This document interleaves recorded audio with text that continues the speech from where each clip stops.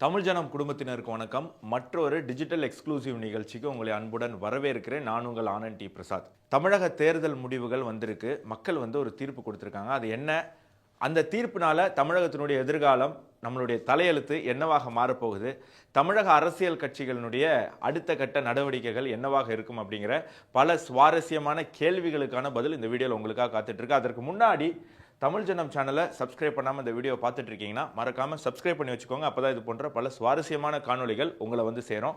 நேரத்தை வீணடிக்கல, நேரடியாக நம்ம நிகழ்ச்சிக்கு போயிடுவோம். இப்போ நேற்று முடிவுகள் வந்துருச்சு. இதுதான் தமிழகத்தில் இருக்கக்கூடிய அரசியல் கட்சிகள் வாங்கின வாக்கு எண்ணிக்கை, அதாவது சீட்டு எண்ணிக்கை, எந்த தொகுதிகள் எத்தனை தொகுதிகள் ஜெயிச்சிருக்காங்க அப்படிங்கிற எண்ணிக்கை. தேர்தல் வரைக்கும் தான் எத்தனை சதவீதம் ஒரு கட்சி வாங்கும் அப்படிங்கிற கேள்விக்கு ஒரு முக்கியத்துவம் இருக்குது. தேர்தல் முடிவுகள் வந்த பிறகு எத்தனை சதவீதம் வாங்கினாங்க அப்படிங்கிறது முக்கியம் இல்லை, எத்தனை தொகுதிகள் வென்றாங்க அப்படிங்கிறது தான் முக்கியம். அப்போ இந்த எண்ணிக்கையை பார்க்கும்போது தமிழக மக்கள் ஒரு விஷயத்தை ரொம்ப தெளிவாக சொல்லியிருக்காங்க. இன்னைக்கு தமிழ்நாட்டில் எந்த கட்சிக்கு சாதகமான ஒரு வேவ் கிடையாது. இங்கே இருந்தது முழுக்க முழுக்க ஆளும் கட்சியான திமுகவுக்கு எதிராக இருந்த ஒரு மனப்பான்மை. அந்த மனப்பான்மையை எந்தெந்த கட்சிகள் அறுவடை செய்ய முடிந்ததோ அந்த கட்சிகளுக்கு நிறைய தொகுதிகள் கிடைச்சிருக்கு. அதில் முதல் விஷயம், தாவேகா 108 தொகுதிகள். ஒரு கட்சி துவங்கி ஒரு 2 ஆண்டுகளில் எந்த விதமான முன்னனுபவமும் இல்லாத ஒரு கட்சி தலைவர், அந்த கட்சியில் இருக்கக்கூடிய பல நிர்வாகிகளுக்கு பெரிய அரசியல் அனுபவம் கிடையாது. அதையெல்லாம் தாண்டி ஒரு கட்சி 108 தொகுதிகள் ஜெயிச்சிருக்கு அப்படின்னு சொன்னால் இது ஒரு மிகப்பெரிய விஷயம். எம்ஜிஆருடைய வெற்றியோட இதை ஈக்குவலாக ஒப்பிட முடியல அப்படின்னாலும் இன்னைக்கு இருக்கக்கூடிய சூழ்நிலைகளை பார்க்கும்போது இந்த வெற்றியை நம்ம சாதாரணமாக பார்த்துடக்கூடாது. ஒரு பெரிய அளவுக்கான மக்கள், 34% தமிழக மக்கள் இந்த கட்சியினுடைய தலைவர் விஜய் அவர்களுக்கு வாக்கு செலுத்தியிருக்காங்க அப்படிங்கிறத யாருமே ரைட் ஆஃப் பண்ணக்கூடாது. அவங்களுக்கான அந்த முக்கியத்துவத்தை நம்ம கொடுக்கணும். ஆனாலும் இந்த முடிவுகள் என்ன சொல்லுதுன்னா, நான் உங்களுக்கு 108 தொகுதிகள் தரேன், ஆனால் முதலமைச்சர் ஆவதற்கான தனிப்பெரும்பான்மை தரமாட்டேன் அப்படின்னு. ஸோ அந்த இடத்துலயே தாவேகாவுக்குன்னு ஒரு அலை இங்கே இல்லை அப்படிங்கிறது நிரூபணமாகுது. ஒருவேளை அலை இருந்திருந்தால் 150, 180, குறைந்தபட்சம் 120 தொகுதிகளாக விஜய் ஜெயிச்சிருக்கணும். ஸோ அலை இல்லை அப்படிங்கிறது நம்மளால் புரிஞ்சுக்க முடியுது. மீண்டும் சொல்கிறேன், திமுகவுக்கு எதிரான அலை தான் இந்த தேர்தலில் இருந்திருக்கு. அப்போது 108 தொகுதிகள் தருவேன், ஆனால் முதலமைச்சர் ஆகிறதுக்கான தனிப்பெரும்பான்மை நான் உங்கள் கட்சிக்கு தரமாட்டேன் அப்படின்னு மக்கள் சொல்லியிருக்காங்க. அதே மாதிரி திமுகவுக்கு என்ன சொல்லியிருக்காங்க, 59 தொகுதிகள் உங்களுக்கு தரேன், நீங்கள் தான் 2வது பெரிய கட்சி, நீங்கள் தான் தமிழகத்தினுடைய எதிர்கட்சியாக வரக்கூடிய வாய்ப்பு நான் உங்களுக்கு தரேன், ஆனால் உங்கள் கட்சி தலைவர் எதிர்கட்சி தலைவராக வருவதற்கான வாய்ப்பு தர மாட்டேன், குளத்தூரில் நாங்கள் அவரை தோற்கடிச்சிடுவோம் அப்படின்னு சொல்லியிருக்காங்க. ஸ்டாலின் அவர்கள் தோற்றிருக்கார் அப்படிங்கிறது ஒரு மிகப்பெரிய அதிர்ச்சியாக தமிழக அரசியலில் பார்க்கிறோம். ஆனால் ஸ்டாலின் தோற்பார் அப்படிங்கிறது தமிழ் ஜனத்தினுடைய எலெக்ஷனுக்கு முன்னாடி நடந்த ஒப்பீனியன் போல்லே நம்ம சொல்லியிருந்தோம். தமிழகத்தில் 2 தொகுதிகள் தான் இவங்க கன்ஃபார்மாக ஜெயிப்பாங்க அப்படின்னு சொல்ல முடியும். அதில் ஒன்று சேப்பாக்கம் திருவல்லிக்கேணி, இன்னொன்று எடப்பாடி அப்படின்னு நம்ம சொல்லியிருந்தோம். சேப்பாக்கம் திருவல்லிக்கேணியில் போராடி உதயநிதி ஸ்டாலின் வென்றார். எடப்பாடியில் திரு எடப்பாடி பழனிசாமி அவர்கள் 90,000 வாக்குகளுக்கு மேலே வித்தியாசத்தில் அவர் அங்கே அந்த தொகுதியை தக்க வச்சுக்கிட்டார் அப்படிங்கிறத பார்க்குறோம். அப்படி பார்க்கும்போது ஸ்டாலினுடைய தோல்வியை தமிழ் ஜனம் முன்கூட்டியே மக்களுக்கு சொல்லியிருந்தோம் அப்படிங்கிறத நீங்கள் மறந்துடக்கூடாது.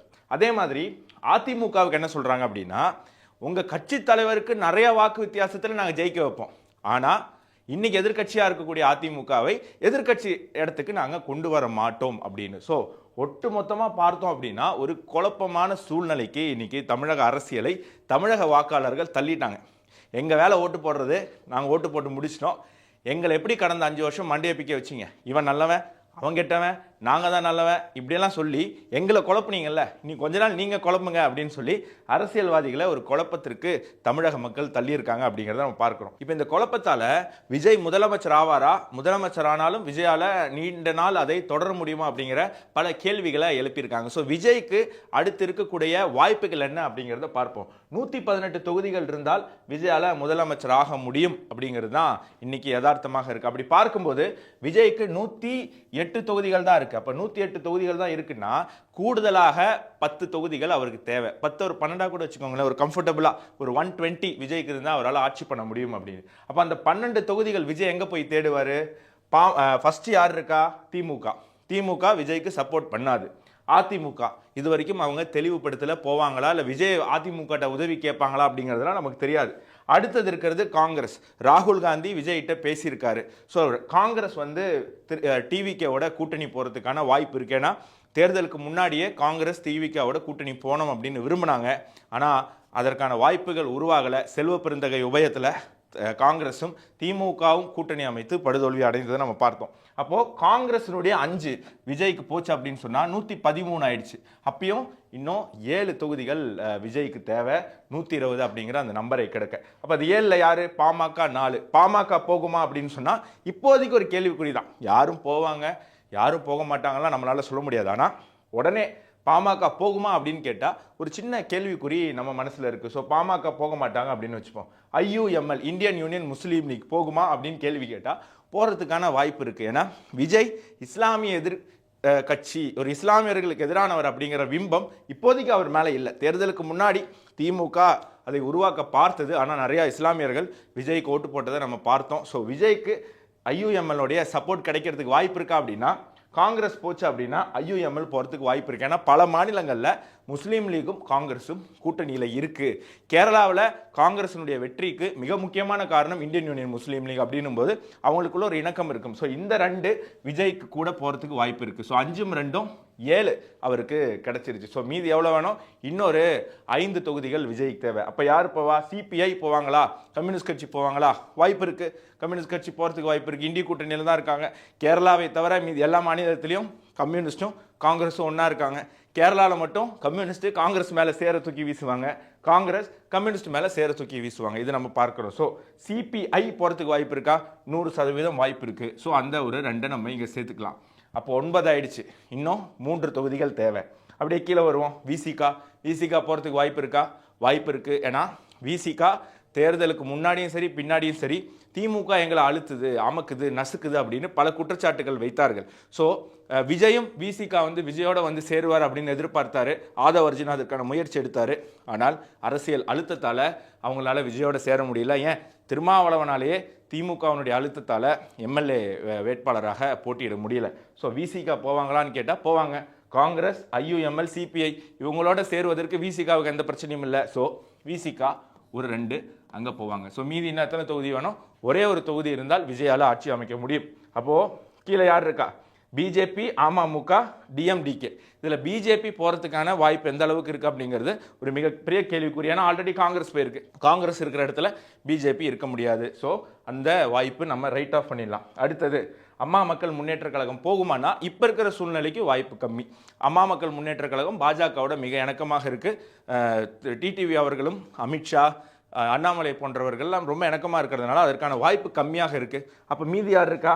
ஒன்று விஜயகாந்த் போனோம், இல்லைனா CPIM போனோம். 2 பேரும் போவாங்களான்னா 2 பேர் போகிறதுக்கும் வாய்ப்பு இருக்குது. அப்போது CPIMனுடைய 2, தேமுதிகவினுடைய 1, 2யுமே சேர்த்திங்க அப்படின்னு சொன்னால் 3. அப்போது விஜய்க்கு ஒரு ஈஸியான ஒரு மார்ஜினை கிராஸ் பண்ணுறதுக்கான ஒரு வாய்ப்பு இருக்குது. 5, 2, 7, 2, 9, 11, 14. நான் கரெக்டாக கணக்கு சொல்கிறேன்னு நினைக்கிறேன். ஸோ 14ம் 18ம் 122 தொகுதிகள் விஜய்க்கு கூட்டணியோட அங்கே வருவார். அப்போது அவருக்கான ஈஸியாக ஆட்சி அமைக்கிறதுக்கான வாய்ப்பு அங்கே உருவாகக்கூடிய ஒரு விஷயம் நம்மளால் பார்க்க முடியுது. அப்போது 122 தொகுதி இவங்களுக்கெல்லாம் காங்கிரஸுக்கு ஒரு 2 அமைச்சர், மற்ற அனைத்து கட்சிக்கும் ஒவ்வொரு அமைச்சர் அப்படின்னு கொடுத்தா கூட விஜயால் ரொம்ப கம்ஃபர்டபுளாக ஒரு ஆட்சியை அமைக்க முடியும். இந்த கட்சிகள் யாருக்கும் விஜயோட கூட்டணி போகிறதுக்கான எந்த பிரச்சனையுமே இருக்காது அப்படிங்கிறத நம்ம புரிஞ்சுக்கணும். சரி, இப்போது விஜய் கூட்டணி அமைச்சிட்டார். 122 தொகுதிகளோட அவருடைய ஆட்சி நடந்துக்கிட்டு இருக்கு. இப்போது ஒரு 6 மாதம் 7 மாதம் கழித்து திமுக 59ல் இருக்குது. ஸோ திமுகவுக்கு இன்னும் எத்தனை தொகுதிகள் வேணும் ஆட்சி அமைக்கிறதுக்கு? இந்த 59ம் இந்த 14 சேர்த்துக்கோங்க. ஏன்னா இந்த 14 ஆல்ரெடி DMK கூட தான் இருந்திருக்காங்க. அவங்க விஜய் கூட போயிருக்காங்க, அவ்வளவுதான்.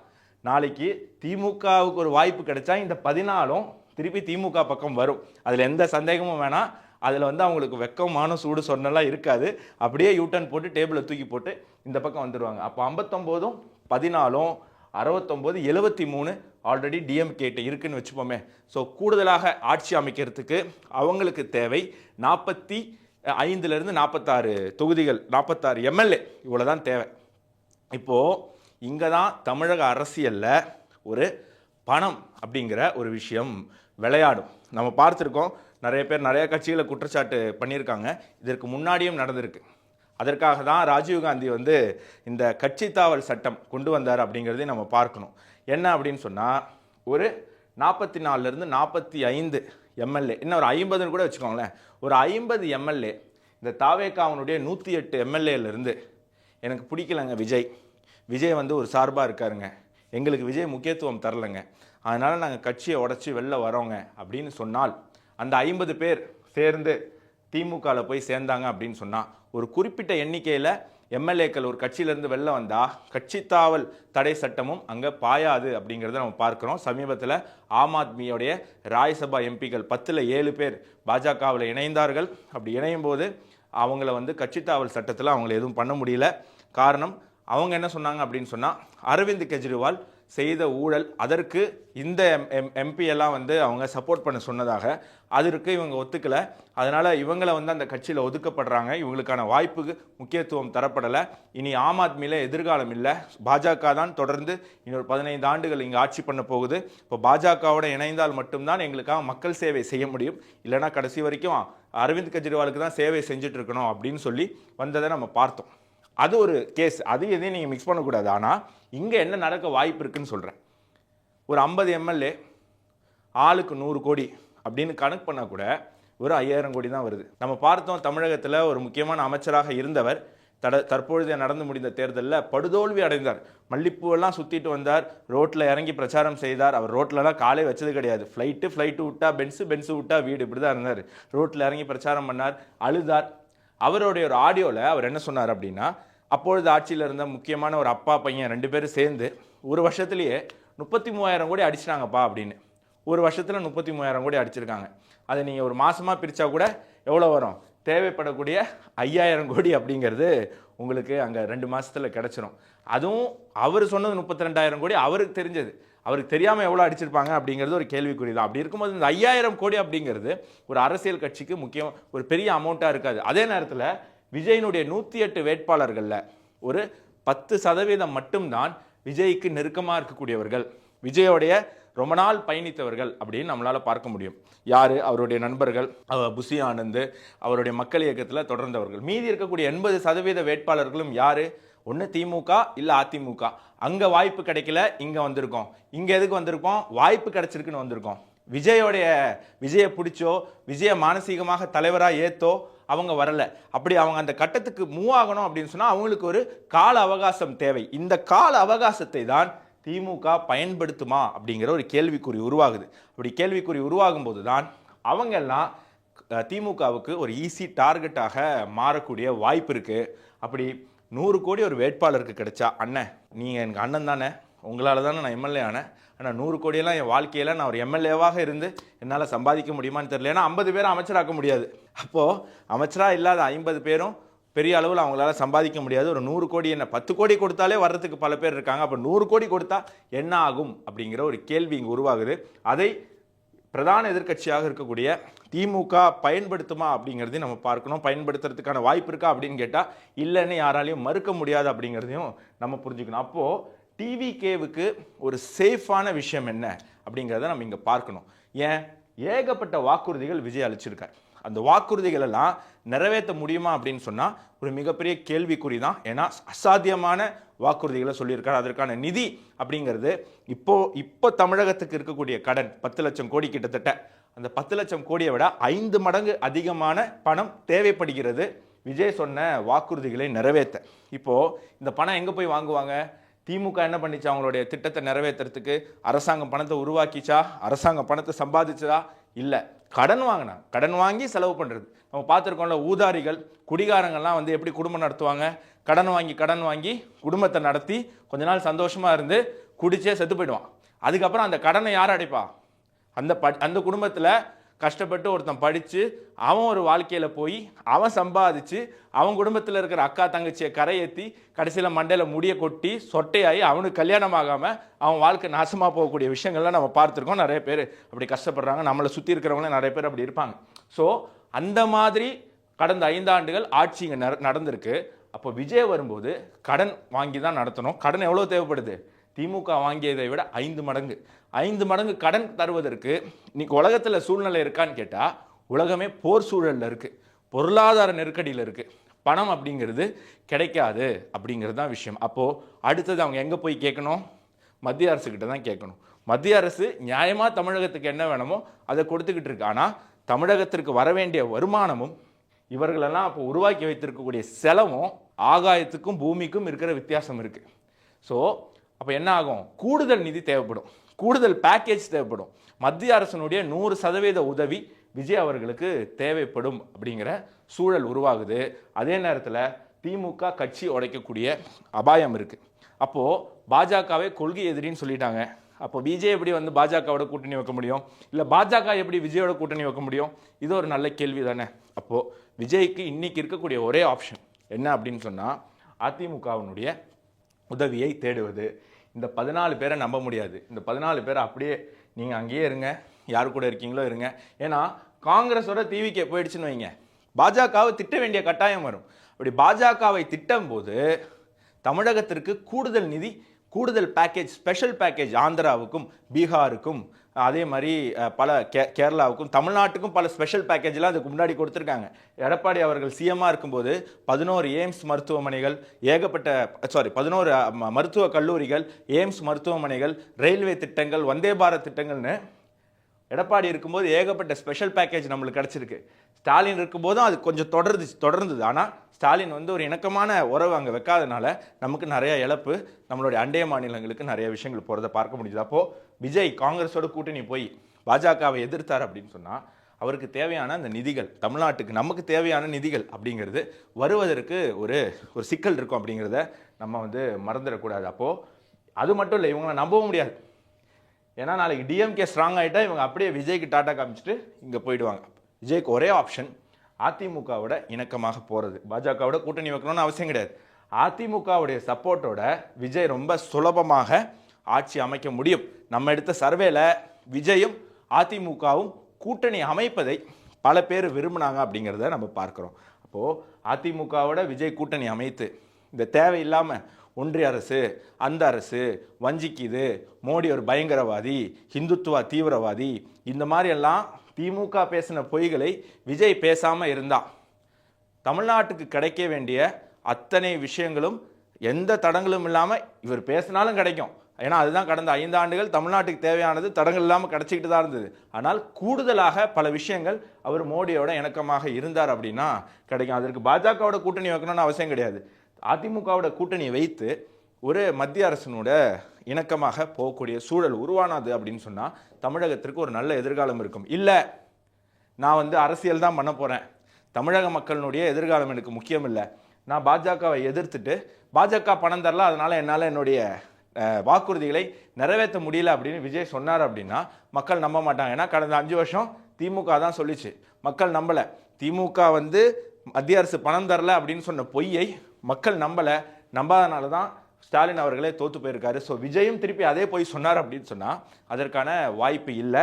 நம்ம பார்க்குறோம், பாஜக ஜெகன்மோகன் ரெட்டி ஆந்திராவுடைய முதலமைச்சராக இருந்தபோது அவர் எதிர்கட்சி தான், டிடிபியோட தான் பாஜக கூட்டணியில் இருந்தது. அப்புறம் டிடிபியும் வெளில போயிடுச்சு, ஜெகனும் வெளில தனியாக தான் இருந்தார். அப்பயும் ஆந்திராவுக்கு தேவையான அனைத்தையும் செய்து கொடுத்தார். காரணம் என்ன அப்படின்னு சொன்னால் ஜெகன் தேவையில்லாத விஷயத்தில் பாஜகவை விமர்சனம் பண்ணலை. இன்னைக்கு இந்தியாவிலேயே ரொம்ப முன்னேறின மாநிலம்னா நம்ம மகாராஷ்டிரா, கர்நாடகா, தமிழ்நாடெல்லாம் சொல்கிறோம். அதற்கு இணையாக இன்னொரு மாநிலம் இருக்குது, ஒடிசா. ஒடிசாவில் 2 ஆண்டுகளுக்கு முன்பு தான் பாஜக ஆட்சிக்கு வருது. ஆனால் அது முன்னேறின மாநிலமாக மாறி இருக்கு. காரணம் என்னன்னா பிஜேடியில் முதலமைச்சராக இருந்த நவீன் பட்நாயக் அவரும் பாஜகவுக்கு ஒரு எதிர்கட்சியாக இருந்தாலும் தேவையில்லாத விஷயத்தில் மத்திய அரசு கிட்ட ஒரு வெறுப்பை சம்பாதிக்காதனால அந்த மாநிலத்திற்கு கூடுதல் நிதியை அவரால் வாங்கி தர முடிந்தது. அரசியல் மேடைகளில் அரசியல் பேசுவாங்க, ஆனால் அரசு நடத்தும் போது அரசியல் செய்ய மாட்டாங்க. அரசு செய்தார்கள். எதிர்கட்சியாக இருந்தாலும் மோடி அவர்கள் நிதியை வாரி கோரி கொடுத்தார். இன்னைக்கு உலகத்திலே பியூட்டிஃபுல்லான பஸ் ஸ்டாண்டு, பியூட்டிஃபுல்லான டிப்போ, பியூட்டிஃபுல்லான ரயில்வே ஸ்டேஷன், ஏர்போர்ட் எல்லாமே இருக்கக்கூடிய ஒரு மாநிலமாக ஒடிசா மாறி இருக்கு அப்படின்னு சொன்னால் அங்கே இருந்த பிஜேடியும் அவங்களுக்கு நிதியை வாரி கோரி கொடுத்த மத்திய அரசும் தான். ஸோ தமிழகமும் ஒரு ஒடிசாவாக மாறுமா? தமிழகத்தினுடைய முதலமைச்சராக ஆகக்கூடிய வாய்ப்பு இருக்கக்கூடிய விஜய் ஒரு நவீன் பட்நாயக் போன்று அரசு செய்ய வேண்டிய இடத்துல அரசும், அரசியல் செய்ய வேண்டிய இடத்துல அரசியலும் செய்யுமா அப்படிங்கிறத நம்ம பொறுத்திருந்து பார்ப்போம். இதுதான் விஜயனுடைய தலையெழுத்து. திமுக எதிர்கட்சியாக செயல்பட்டு அவங்களுக்கு பெரிய அனுபவம் இருக்கு. அதிகமான காலம் எதிர்கட்சியாக இருந்த ஒரு கட்சி திமுக. அவங்களுக்கு அந்த பலம், அந்த அனுபவம் இந்த அடுத்த 5 ஆண்டுகள் ஒரு பலமாக மாறுவதற்கான வாய்ப்பு இருக்கு. அதிமுக என்னாக போகுது, அவங்களுடைய அடுத்த கட்ட நடவடிக்கைகள் என்னவாக மாறப்போகுது அப்படிங்கிறத நம்ம பொறுத்திருந்து பார்ப்போம். இப்போ பாஜகவுக்கு ஒரு தொகுதியை தமிழக மக்கள் கொடுத்துருக்காங்க. அந்த ஒரு தொகுதியை பாஜக கூடுதலாக்க போகிறதா, அவங்க அரசியல் பண்ண போறாங்களா, இல்லை அவங்க விஜய்க்கு உதவ போறாங்களா, அரசியலையும் பாஜக பிரித்து பார்க்குமா அப்படிங்கிற கேள்வியும் நமக்கு இருக்கு. அவங்களுடைய அடுத்த 5 ஆண்டுகள் திட்டம் என்ன? அண்ணாமலை திருப்பி மாநில தலைவர் ஆவாரா, இல்லை அவர் மத்திய அமைச்சர் ஆவாரா, அவர் திருப்பி அரசியல் சென்டர் ஆஃப் ஸ்டேஜுக்கு வருவாரா, விஜய் ஒரு முதலமைச்சர், அண்ணாமலை ஒரு எக்யூப்டான ஒரு எதிர்க்கட்சி தலைவர், தமிழ்நாட்டினுடைய அரசியல் தலையெழுத்து மாறப்போகுதா? ஏன்னா முதலமைச்சருக்கு மாற்றி ஓட்டு போட்டிருக்காங்க. அப்போ எதிர்க்கட்சிக்கும் மாற்றி சிந்திக்கக்கூடிய ஒரு சூழ்நிலை தமிழ்நாட்டில் உருவாயிருக்கு. அதே பாஜக பயன்படுத்துமா அப்படிங்கிறது எல்லாத்தையுமே நம்ம பொறுத்திருந்து பார்ப்போம். ஸோ இனி வரக்கூடிய காலங்கள், அடுத்த ஒரு வாரம் தமிழக அரசியலில் பல ட்விஸ்ட் அண்ட் டர்ன்ஸ் நம்மளுக்காக காத்துட்ருக்கு. தொடர்ந்து தமிழ் ஜனத்தோடைய இணைந்திருங்கள். அப்போ தான் இது போன்ற பல காணொலிகள் உங்களை நேரடியாக சேரும். சப்ஸ்கிரைப் பண்ணிட்டு தொடர்ந்து பாருங்க. அடுத்த நிகழ்ச்சியில் சந்திப்போம். நன்றி, வணக்கம், ஜெய்ஹிந்த். இது போன்ற சுவாரஸ்யமான புது தகவல்களை தெரிஞ்சுக்க தமிழ் ஜனம் சேனலை உடனே சப்ஸ்கிரைப் பண்ணிக்கோங்க.